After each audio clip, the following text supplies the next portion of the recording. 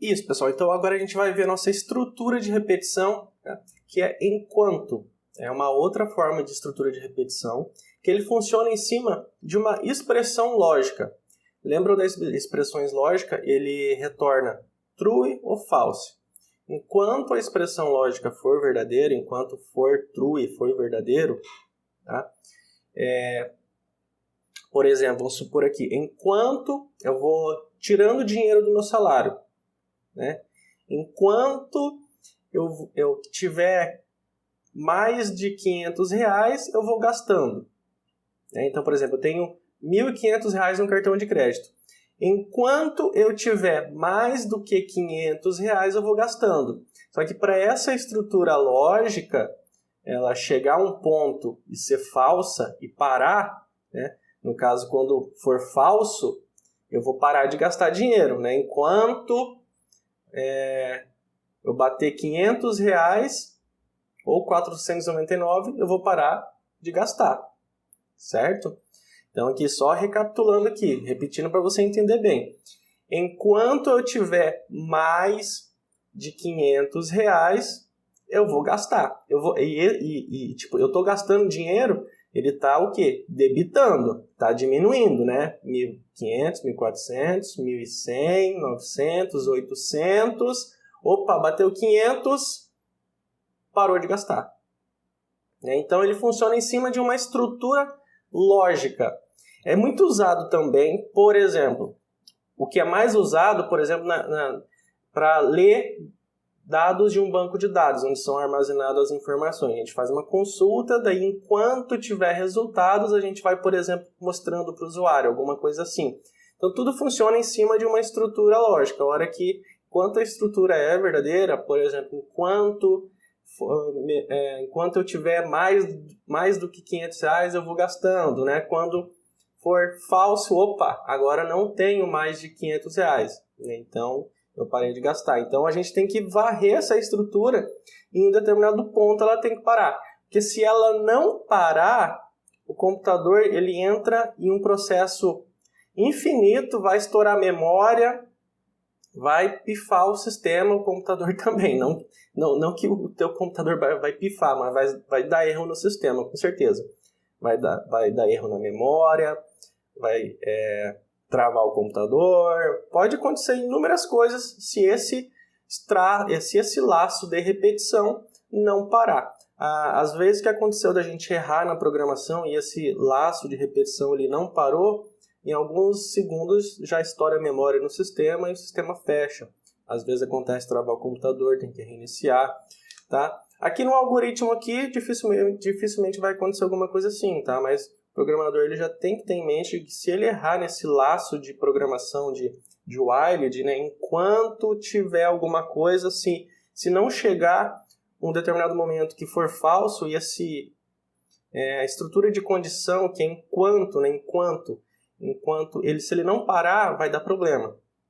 Tá? Normalmente uma estrutura de repetição aí vai demorar aí alguns segundos ou 1 minuto no máximo, se for muita coisa para processar. Tá? Então, basicamente, a gente vai fazer enquanto a minha estrutura for verdadeira, minha expressão lógica ou estrutura for verdadeira.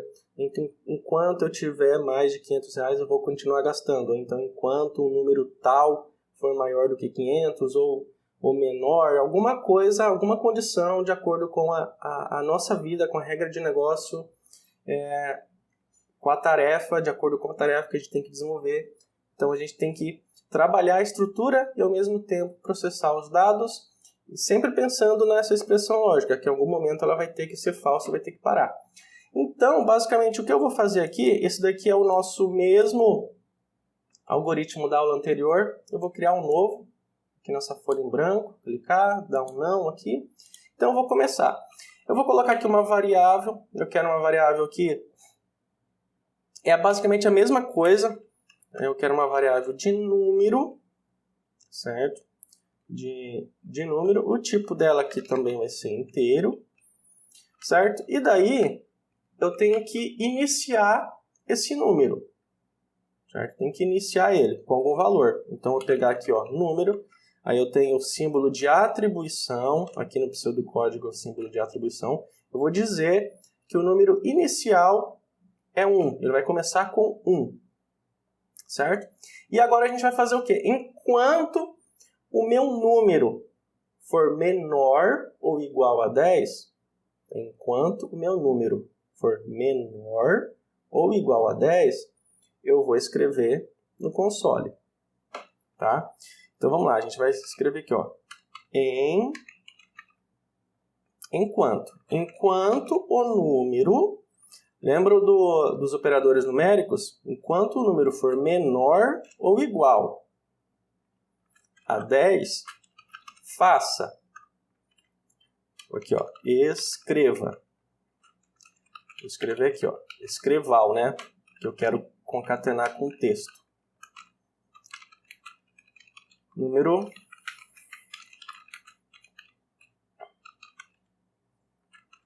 atual é... Aí eu dou um vírgula aqui e vou colocar daí o número atual. Daí a gente tem que dar um espaço aqui e a gente vai ter o fim do enquanto, fim de quanto, tá? O que acontece?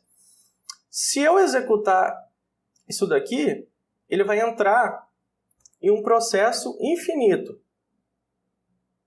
Tá? Tanto que eu não vou nem executar aqui, porque é capaz dele travar meu computador aqui. E daí se eu tiver que parar a aula, vai ser bem complicado, eu posso perder a aula daí. Tá? Mas daí o que acontece? Eu tenho que fazer com que essa variável número, essa expressão aqui, em algum momento seja falso. Quando que ele vai ser falso? Ele vai ser falso quando o número for 11. Quando o número chegar a 11, essa expressão é falso e daí o nosso algoritmo para. Tá? Então, esse número aqui ele está iniciando em 1. 1 é menor do que 10. Então ele vai 1. Aí o 2 é menor que 10. 3 menor do que 10. 4 menor do que 10. 5 menor do que 10. 6 menor do que 10. 7, 8, 9, 10. 10 é menor ou igual ainda. Beleza. Agora, quando for 11, ele vai parar. Só que para que isso seja possível, eu tenho que avançar essa variável do número. Para eu avançar, depois que eu escrever no console, eu vou pegar o meu número e vou usar a expressão de somar. Tá? Eu vou atribuir a minha variável número, símbolo de atribuição, eu vou atribuir essa variável número o quê? O número atual. Então, eu vou ter um número atual, que é a própria variável. Se for 5, por exemplo, se for 5 mais 1, vai ser 6. Então, aqui no momento, primeira vez, ele está 1. 1 é menor do que 10. Escreveu no console. Aí, aqui, o número vai atribuir o quê? 1 mais 1, se tornou 2. Aí, veio 2 é menor do que 10. Aí, chegou aqui, é 2 mais 1, 3. Foi de novo. 3. 3 é menor do que 10. Aí entrou de novo, escreveu no console. Aí veio 3 mais 1, 4. E assim ele vai. Quando ele chegar no 9, 9 mais 1, 10. Chegou aqui, ainda é 10, porque é menor ou igual. Então é 10. Certo? 10, daí imprimiu a última vez no console o 10. Aí quando esse número for 10, mais 1, 11. Chegou aqui no 11, essa expressão é falsa. E daí vai parar, o nosso algoritmo vai parar de executar.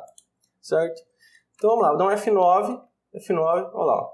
1, 2, 3, 4, 5, 6, 7, 8, 9, 10. Então, imprimiu de 1 a 10 e daí chegou ao final a nossa execução.